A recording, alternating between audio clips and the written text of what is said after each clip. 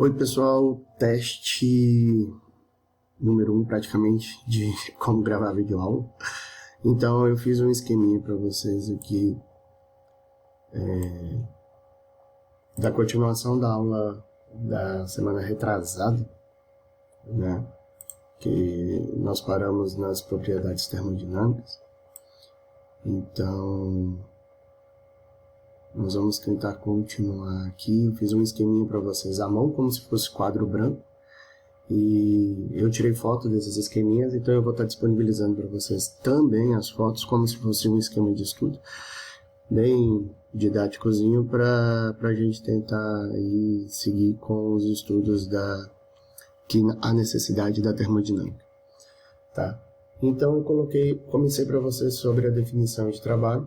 Se vocês lembram da física 1 ou 2, se eu não me engano, física 1, trabalho é sempre força vezes deslocamento, é sempre uma força que provoca um deslocamento linear, ou seja, um movimento, um ΔL ou um ΔS, dependendo do que foi explicado anteriormente. Então, definição de trabalho é um W que é igual a um F vezes o DL, que é igual a força vezes o deslocamento. Se tratando de um sistema fechado, onde eu tenho, por exemplo, um pistão em um sistema fechado, em um cilindro, se esse gás começa a se expandir, ele provoca trabalho em relação a esse pistão. Esse pistão começa a se movimentar em direção ao movimento do trabalho. Então, nós temos um trabalho positivo. Então, nós colocamos que quando o sistema produz trabalho, nós dizemos que esse trabalho é positivo porque há uma expansão de volume, né? O dV é maior do que zero. E quando esse sistema provoca trabalho em relação ao gás, quando eu tenho uma força externa, uma força da vizinhança, provocando esse deslocamento do pistão para baixo, onde há uma compressão desse gás, nós dizemos que o sistema sofre trabalho. Então, matematicamente, colocamos o sinal negativo, que há uma compressão do gás, que é a variação de volume, e ela é menor do que zero. Nós podemos adotar alguns juízos sintéticos para poder interpretar aqui o trabalho. Se vocês lembram de juízos sintéticos, são aqueles já pré-definidos pela academia, que já são conceitos já definidos e já conceituados na ciência. Então, nós vimos na aula passada que pressão é força sobre área, então eu posso colocar que a força também é uma pressão vezes área. O deslocamento, nós sabemos que é a variação do volume pela variação da área, porque nós vimos também na aula passada que o volume é igual a área vezes um L, né? Seria a área vezes a altura. Então, se esse deslocamento pode ser a altura de movimento, por exemplo, eu posso saber a variação de volume e, consequentemente, a variação desse deslocamento, que é a variação da altura. Então, o trabalho é igual a força vezes o deslocamento, substituindo aqui os juízos sintéticos que eu posso utilizar na equação de trabalho. Eu tenho que a força é pressão vezes área, vezes o DL, que é a variação de volume pela variação de área. Variação de volume pela variação de área. Esse sinal negativo aqui, ele é apenas uma formalidade matemática. Quer dizer que é o trabalho sobre o sistema. Se o trabalho realizado pela vizinhança, o sistema sofre esse trabalho. Então, ele é negativo. Se a vizinhança sofre o trabalho, quer dizer que o sistema está realizando o trabalho. Então, ele é positivo. Esse negativo aqui só significa que esse trabalho aqui é da vizinhança e não do sistema. Por isso que a gente coloca aqui esse negativo apenas como uma formalidade matemática. Vocês sabem que na física a matemática é apenas uma ferramenta para ser utilizada na interpretação dos fenômenos físicos. Não necessariamente significa positivo e negativo. Significa apenas, às vezes pode ser até direção de movimento, um sinal negativo ou um sinal positivo. Se chamam convenções matemáticas. Nós trabalhamos com, se o sistema realiza trabalho, nós colocamos uma convenção matematicamente positiva, e se o sistema sofre trabalho, nós colocamos uma convenção matematicamente negativa. Então, se a área não varia, nós sabemos que a área, por exemplo, desse pistão ele não vai variar ao longo do deslocamento, o dA aqui é apenas uma constante. Então, a derivada da área é apenas a própria área, que eu posso cancelar com essa área que está aqui. Então, o trabalho se torna apenas menos PdV. Então, a derivada do trabalho é menos PdV. Se eu fizer a integral, eu sei que o trabalho é igual a menos a integral de PdV. Se você fizer um gráfico onde o y, né, o eixo das coordenadas e o eixo da abscissa, olha só, eu já esqueci disso. O eixo das coordenadas e o eixo da abscissa, se você colocar no eixo y, P, e o eixo da abscissa ou das ordenadas, o volume, você vai ter um gráfico onde a integral, a área abaixo desse gráfico, vai ser a realização do trabalho. Beleza? Então, partindo agora para um conceito de energia, que nós já vimos na aula passada um pouco sobre energia, nós temos aqui a energia cinética. Nós vamos começar aqui como que eu acho energia cinética. O que é a energia cinética? É a energia que provoca o deslocamento. Nós já sabemos que o trabalho é uma força que provoca deslocamento. Então, nós sabemos que o trabalho consome energia, ou provoca energia, ou necessita de energia. E essa energia do deslocamento, a energia que provoca a variação de um deslocamento linear, nós chamamos de energia cinética. Então, eu posso utilizar alguns juízos sintéticos aqui também, que a variação de trabalho é a força vezes o deslocamento, e também força é igual a massa vezes a aceleração, que é a primeira lei de Newton. Então, a variação do trabalho, eu posso colocar força é igual a massa vezes a aceleração, vezes o dL. Partindo da cinemática também, que são juízos sintéticos já da física clássica, eu sei que a aceleração é a variação da velocidade pelo tempo.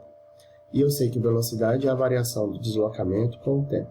Esse U aqui é a velocidade, o L é o comprimento, é a distância, e o A é a aceleração. Aqui também é apenas uma formalidade matemática, pode ser qualquer letra, pode ser V, pode ser qualquer coisa. Então, a variação de W é igual a massa vezes a aceleração é a variação da velocidade com o tempo, o dL. Como aqui é tudo multiplicação, esse dt aqui ele pode estar dividindo tanto a massa, quanto a velocidade, quanto o deslocamento. Se eu dividir o deslocamento pela variação de tempo, eu sei que deslocamento dividido pela variação de tempo é a velocidade. Então eu posso substituir aqui, que eu fico com o trabalho, é igual a massa vezes a velocidade, vezes a variação de velocidade. Então, essa é a equação fundamental para achar a energia cinética. Então, partindo daqui,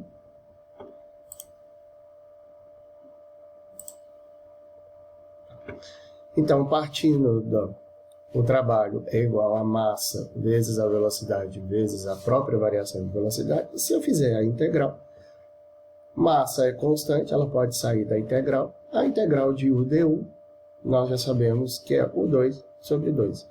Onde, partindo da integral definida, onde eu tenho velocidade inicial e a velocidade final. Então, o trabalho realizado, onde eu tenho a energia cinética, é massa vezes V2 sobre 2. Então, esse aqui nós chamamos de trabalho de movimento, ou trabalho horizontal. Nós temos também a energia potencial, que também foi um pouquinho vista na aula passada, que eu também posso partir de juízos cinéticos do trabalho, vezes trabalho é igual a força vezes o deslocamento, e também a primeira lei de Newton, que força é igual a massa vezes a aceleração. Nós vimos também que o peso é igual a massa vezes a aceleração gravitacional da Terra. Então, a energia potencial são os movimentos verticais, ou os trabalhos de queda. Tem um menininho caindo aqui, se espatifando no chão.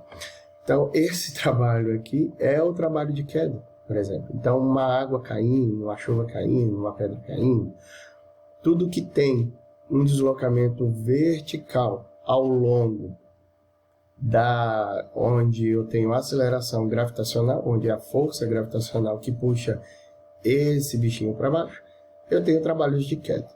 Então, partindo do juízo sintético, que trabalha a força vezes o deslocamento, a força, eu tenho a força-peso, que trabalha, então massa vezes aceleração gravitacional, e a variação da altura, Z2 menos Z1. Esse Z é a altura, que também pode ser chamado de H. E a força é a força-peso. Então, o trabalho de movimento vertical é a variação do peso, mg, vezes a altura, ou mgh, que é bem famosinho aí nos livros de literatura, o famoso mgh. Então, a variação do mgh ou a variação do mgz é a energia potencial. mgz nós vamos ver muito na equação de Bernoulli, na hora que nós estivermos começando a entender o dimensionamento de bombas. Então, por isso que eu já coloquei aqui o mgz, para entender aqui, para vocês não ficarem muito assustados na hora que aparecer alguma equação com Z e não com H. Tá? O mgh a gente usa muito na hidrostática, né? Que é a ρgh, né? O GH é sempre muito usado na hidrostática, mas quando se trata de dimensionamento de bomba, algumas literaturas colocam o mgz. Tá?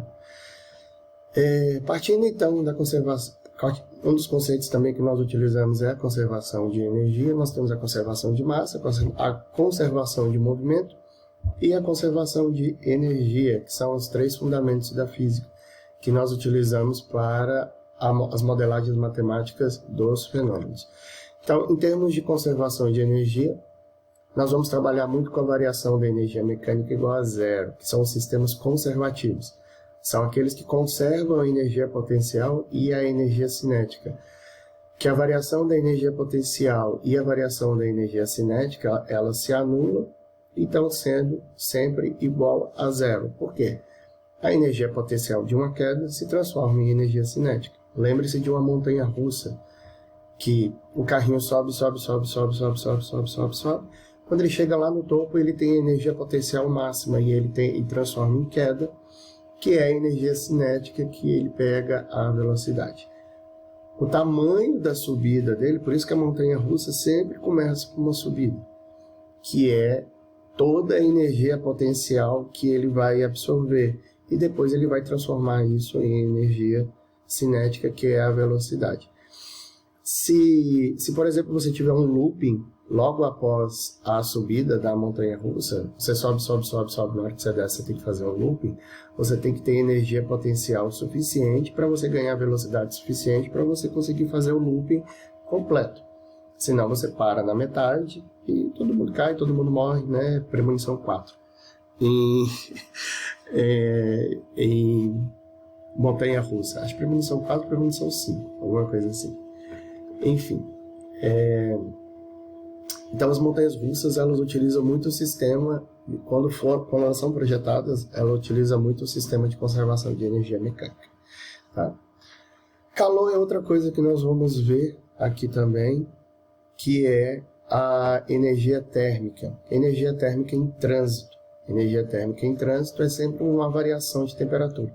Sempre tem variação de temperatura quando eu vario, quando eu saio de uma fonte quente para uma fonte fria. O calor sempre se desloca de uma fonte quente para uma fonte fria. Esse deslocamento de energia, a fonte quente ela começa a baixar sua temperatura e a fonte fria começa a subir sua temperatura até entrar em equilíbrio. Esse trânsito de energia nós denominamos calor. E isso gera a lei zero da termodinâmica. Nós não temos apenas 3 leis da termodinâmica, nós temos 4. Que é a lei 0, a lei 1, a lei 2 e a lei 3. Mas a lei 0 da termodinâmica, ela apenas exemplifica o equilíbrio termodinâmico dos elementos, ou equilíbrio térmico. Se eu tenho A em contato com B em contato com C, se A está em equilíbrio térmico com B, B também está em equilíbrio térmico com C, consequentemente, A e C são obrigatoriamente estarem em equilíbrios térmicos. Tá? Sempre que há uma variação de temperatura, eu tenho uma variação de calor, uma variação da energia interna e, provavelmente, uma variação de trabalho, se o sistema vai realizar trabalho ou não, que nós vamos ver no próximo videozinho que eu vou gravar logo em seguida aí. Isso.